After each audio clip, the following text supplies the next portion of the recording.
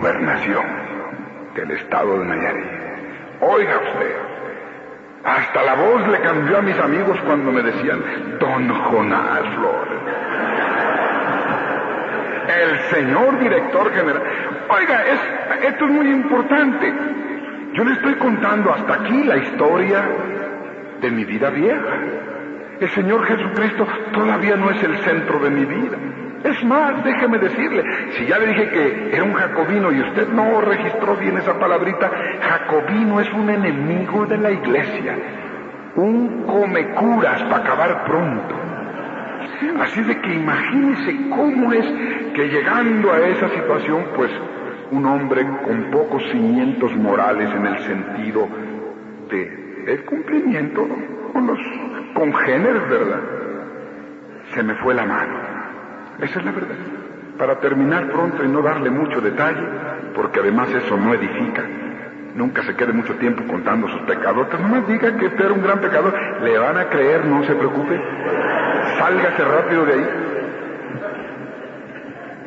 En ese tiempo, imagínese, de ser un don nadie a devenir en el ideólogo del partido, el que escribe los discursos del gobierno, el que reparte las tribunas. Oiga, aquello fue tremendo. Y de ser un medio borracho, me hice borracho y medio.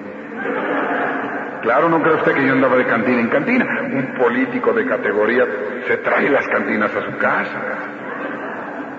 Y me hice medio, pues era medio mujeriego, me hice mujeriego y medio. A principio con discreción y después ya fue terrible. Mi desvarío, mi extremo, eso me da dolor siempre que lo recuerdo. Mi mujer sufrió mucho. Pero lo peor fue que me hice de ser un medio sinvergüenza, un sinvergüenza y medio. Y aquí sí quiero detenerme para decirle, así es como me alcanzó el Señor. Cuando yo vivía una vida terrible, la doble vida. ¿Conoce usted la doble vida de alguno que otro político? Y mire, también de los iniciativos que no se privan de nada. También. Hay iniciativos que viven doble vida. No se diga de los artistas y los famosos. La vida en público, al menos la mía era así, aparentemente muy feliz, lleno de aplausos y de elogios de todos los que, claro, pedían favores poco después del aplauso. Pero quiero decirle, esa efímera notoriedad de la prensa, de la televisión, se paga caro, muy caro. Yo quiero decirle que en medio de esa farándula política y de ese acartonamiento, del nos majestático con que hablan algunos políticos, nosotros el partido, hay una terrible soledad y vacío y oquedad. Y yo cuando menos estaba terriblemente confundido, porque poco a poco Anita iba resintiendo mi desvío moral y trataba de acercarse más a los hijos para buscar una solución. Yo puedo decirle que hice sufrir mucho a mi mujer. Yo nunca, claro, la lastimé, nunca la empujé. Al contrario, yo no digo nada, nomás digo al contrario. Así apareció la presencia de Dios en mi hogar. Y yo no quiero dramatizarle como otras veces. Pues yo no sé, el Señor lo conduce uno así. Pero mi doble vida fue terrible. Como dice la Biblia, vanidad de vanidades, todo es vanidad. Y cuando uno vive esa vida incierta, acartonada, aparentemente muy feliz, pero en la realidad sórdida, triste, amarga, severamente cruel, uno termina por confundirse. No hay corazón humano que resista eso. Yo puedo decirle, para que usted mida su criterio, que me tocó saber que incluso presidentes de México tuvieron que vivir así. Yo se lo digo. Candidatos que tuvieron que volver a juntarse para poder hacer una campaña, cuando ya no vivían unidos a su familia o a su mujer. Es terrible, es doloroso. Yo le digo, nunca le desee usted a nadie vivir una doble vida, porque qué terrible es vivir esa doble vida, sin Dios, sin esperanza, sin aliento. Y yo viví así, hasta que un día esta mujer mía resolvió irse de la casa y me dijo, me voy. Lo nuestro no tiene remedio, cada día estás peor, ya no soporto las provocaciones de tus problemas allá afuera, me voy.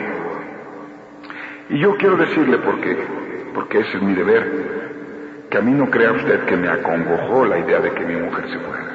En realidad yo era tan cínico, ya estaba tan descompuesto mi sentido de la moralidad o de lo que se pueda decir parecido a eso, porque a mí francamente no me importaba. Como buen izquierdista, la moralidad es solo un instrumento de opresión de la clase poderosa, ¿verdad? Usted sabe cómo se maneja eso.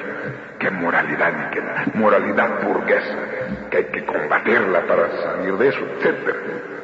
Pero cualquiera que sea el concepto más cercano, hay buenos principios o como usted quiera, me hacen decirle usted aquí por el honor y por la palabra, sobre todo del Señor, que a mí, cuando Anita me dijo me voy, acá entre nos, yo sentí que la había hecho.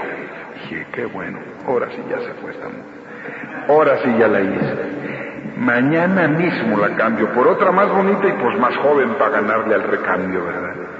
Eso es lo que yo pensé. A mí no crea que me acongojó. Claro, la vi, la pobrecita, tan frustrada, tan impotente, que uno no puede sino sentir, pues, dolor, ¿verdad? Así hubiera sido todo. Un matrimonio más que se desgracia, un matrimonio más que acaba, un macho mexicano más que sigue haciendo atrocidades. Pero esta mujer me dijo ese día algo que yo no pude soportar. Me llevo a mis hijos. Ah, eso sí que macho mexicano. Momento. Mis hijos también me costaron a mí y esos me los dejo. Tú vete a la hora que quieras. Y peleamos, como se debe imaginar. Que sí, que me lo llevo, que no te lo llevas. Que yo hasta le propuse, echamos un volado, uno tú y otro yo. No se podía arreglar el asunto. De veras, qué cínico. Ella está aquí para decir. Vivíamos ese drama terrible del encono, de la lucha, de la herida, y ella y yo ya no podíamos ni siquiera saludarnos. Cuando prepárese, amigo, que vino a escuchar aquí la palabra de Dios. Aquí empieza la historia. Lo demás tírelo si quiere, pero le va a ser útil para conocer el contraste. Las cosas maravillosas que puede hacer Dios con un hombre borracho, indecente, mujeriego, pérfido, encallecido de su corazón. Vea usted lo que es capaz de hacer la hermosa palabra de Dios. Cuando nada podía salvar este matrimonio, nada. ¿Quién lo podría? Amigos, consejos, oiga, yo podía repetir como el Tenorio, ni lo que papas ni cardenales hubieran podido hacer.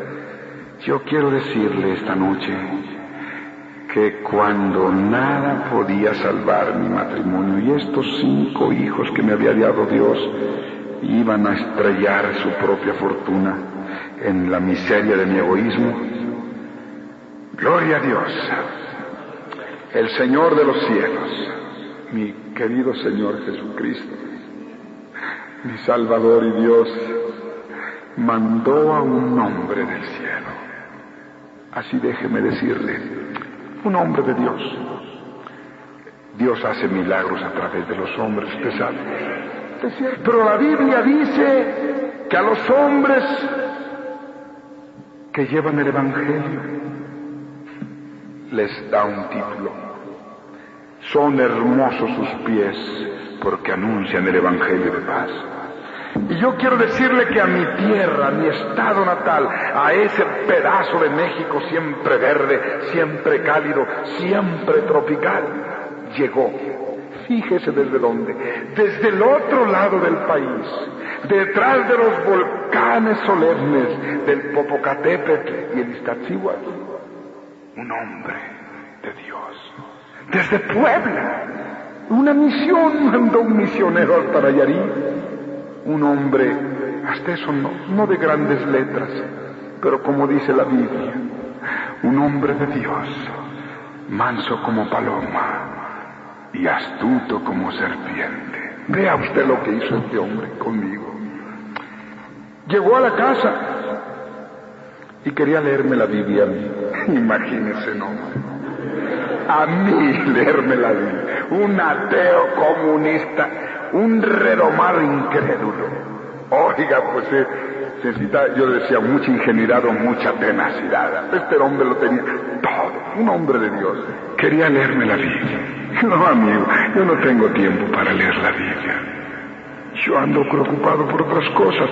A mí el señor gobernador me llama al palacio. No puedo atenderlo. Discúlpeme. Y ya me iba a ir. Cuando fíjese cómo usa Dios nuestra resistencia, nuestra soberbia, nuestra arrogancia. Dios la usa para cumplir sus elevados designios. Antes de irme de mi casa, yo le dije a este predicador ambulante, itinerante, rural, pues de eso no le vi así mucho lenguaje elegante, ¿verdad? Mire, amigo, yo ya me voy, tengo mucha prisa. Pero ¿sabe qué? Hágame un favor. Allá adentro está una señora que sí necesita que le lea la Biblia. ¿Se da cuenta, hermano? ¿Se da cuenta, hermano? Allá adentro hay una señora que sí necesita que le lea. Pásele para adentro. Oiga, ¿usted qué hice en ese momento? Cumplir el designio de Dios. Lo que sigue, yo se lo voy a abreviar, pero es la parte más deliciosa de mi historia, porque yo tengo que llegar a terminar mi testimonio. Esta mujer que Dios me dio, que para entonces se había convertido, oiga, mire, en una fiera terrible. Oiga, usted me veía, nomás le faltaba que le saliera fuego. Me odiaba. Oiga, y no me lo mandaba a decir, me decía, maldito, lárgate. Ah, terrible. Lo he contado muchas veces que, mire, a mi sopa que me tocaba, le echaba puños de sal acá en la cocina. ¿Está? Y cuando le pedía albondiguitas, como me las hacía mi mamá, para provocarla, ¿verdad? ¿Cómo no les gusta a la señora? Como me las hacía mi mamá. Pues sí, me daba albondiguitas, pero con caldo de chiles jalapeños, oiga usted. Incomibles, para que me largara.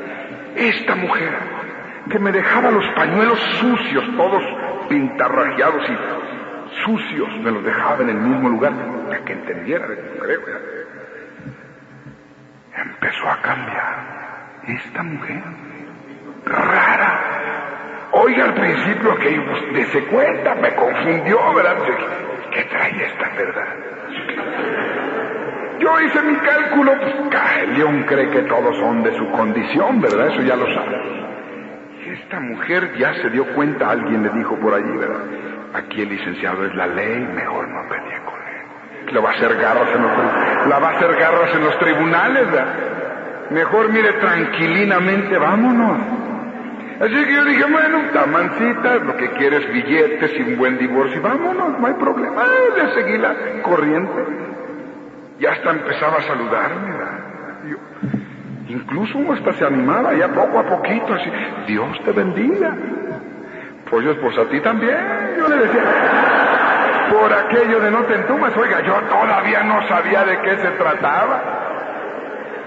¿Usted me entiende, hermano? ¡Qué confundido!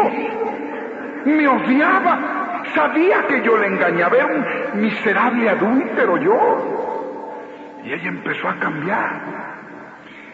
Pero la cosa, hermano, empezó a ponerse más complicada. Cuando yo empecé a ver que allá había otra cosa. Oiga, ya era demasiado. Manteles blancos, la sopa calientita, sabrosa. Mi sopa de fideos, ¿verdad, mija? Con un chilito verde. Oiga, la sopa favorita, siempre la sopa favorita. Y ya no pleito, ya es lo primero que extrañaba. Si yo para salirme, pues teníamos que decirnos 2, 3, dime que te diré, ¿verdad? Un día me dijo mi secretario, oiga, jefe, pues ya vámonos. Que le hace tarde, pues sí, pero espérate, me falta algo. Y yo aquí, como piloto de avión, siempre decía plumas, credencial, un político sin credencial, está perdido, ¿verdad? Credencial, aunque sea de rancho y muy conocido. Credencial, la chapa, que uno nunca sabe dónde va a caer uno, ¿verdad? Y yo decía, pañuelo, algo me falta, pero estaba ahí, me acuerdo. Pues algo le falta, no irá a dejarle un